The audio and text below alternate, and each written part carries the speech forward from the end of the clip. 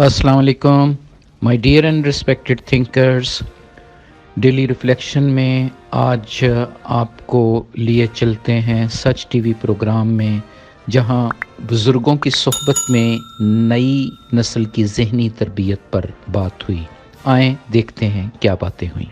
सबसे पहले जिन्होंने हमें ज्वाइन किया जी, आप माहिर तालीम है डॉक्टर अब्दुल सबूर साहब। अस्सलाम वालेकुम। वालेकुम सलाम। में खुशामदीद कहेंगे। थैंक यू जी डॉक्टर साहब, आपकी तरफ आते हैं। नई नस्ल की ज़हनी तरबियत की बात कर रहे हैं। पहले तो बात करते हैं ज़हनी तरबियत कहते किसे हैं? नई नस्ल की जो हम एक ज़हनी तरबियत करने जा रहे हैं या उनकी ज़हनी तरबियत हो रही है, वो क्या है?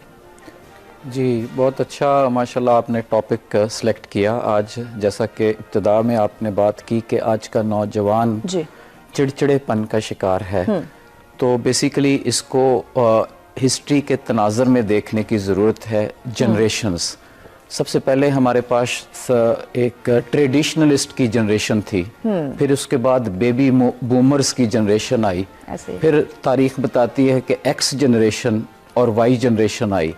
ये जिस जनरेशन का हम तस्करा आज करने बैठे हैं, ये एल जनरेशन है। ये बड़ी लेजी जनरेशन है। बिल्कुल। तो इसका मतलब इस जनरेशन को सेट करने के लिए हमारे पास कुछ यूनिक मेथड्स होने चाहिए।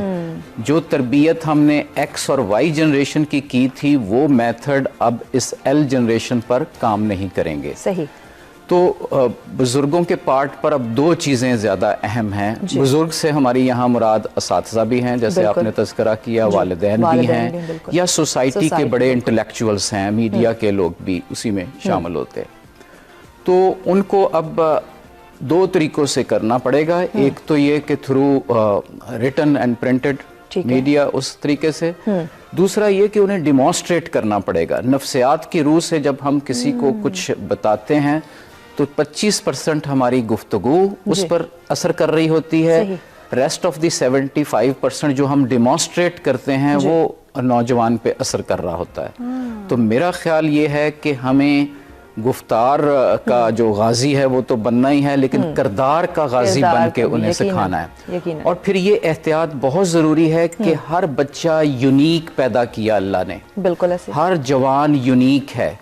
हमें उसकी यूनिकनेस को बरूए कार लाना है, ना कि एक ही क्विक फिक्स फार्मूला बना दें और सब पर अप्लाई करें। बिल्कुल बिल्कुल, क्योंकि हर इंसान की अपनी एक डिफरेंट सलाहियतें होती हैं। जी, उसको उन सलाहियतों को कैपिटलाइज किया जाए और उन्हें बताया जाए कि आप अपनी इस फला वाली सलाहियत को इस तरीके से बरूए कार ला सकते हैं। बिल्कुल। टेक्नोलॉजी की फयाल साहब ने बात की, साहिबा ने बात की है, तो इसमें बच्चों के साथ साथ बड़ों की भी तो गलती है कि वो खुद गैजेट्स में इतना मसरूफ हैं कि बच्चों की तरबियत के ऊपर उनका कोई ध्यान ही नहीं है। जब एक बच्चा पैदा होता है तो पैदा होते जब वो रोना शुरू कर देते हैं, उसको कुछ ख्याल आता है, पेरेंट्स उनके सामने गैजेट्स रख देते हैं, तो वहीं से ये टेक्नोलॉजी का दौर शुरू हो जाता है। तो ज़हनी तरबियत में बिगाड़ तो डेफिनेटली बड़ों ने इसका आगाज़ कर दिया हुआ है।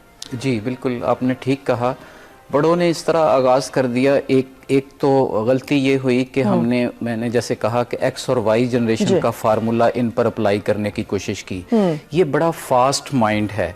ये जो एल जनरेशन है ये बहुत फास्ट है, ये बड़ी क्विकली सोचती है। जब ये फास्ट है तो साथ ही हमें समझना है कि ये बहुत सेंसिटिव है। छोटी छोटी बात पे वो गुस्सा कर लेते हैं। बिल्कुल ऐसे। तो इसलिए अब पेरेंट्स तो आदी नहीं थे इस चीज के, क्योंकि जब वो बच्चे थे तो वो अपने पेरेंट्स की बात पे इस तरह गुस्सा नहीं करते थे। बिल्कुल। तो अब जब उन्हें ये रियलाइज हुआ कि ये तो बात बात पे गुस्सा करते हैं, वो ये समझते हैं प्रॉब्लम बच्चे की साइड में है। हालांकि हकीकत ये है कि प्रॉब्लम पेरेंट्स की साइड में है। उनके पास वो गुड फार्मूला मौजूद नहीं जिससे उनको एड्रेस किया जाए। अच्छा, एड्रेस करने के लिए जैसा कि मैंने पहले कहा कि आपको डिमॉन्स्ट्रेट करना पड़ता है। फॉर एग्जांपल हमने काफ़ी प्रैक्टिसेस ये की।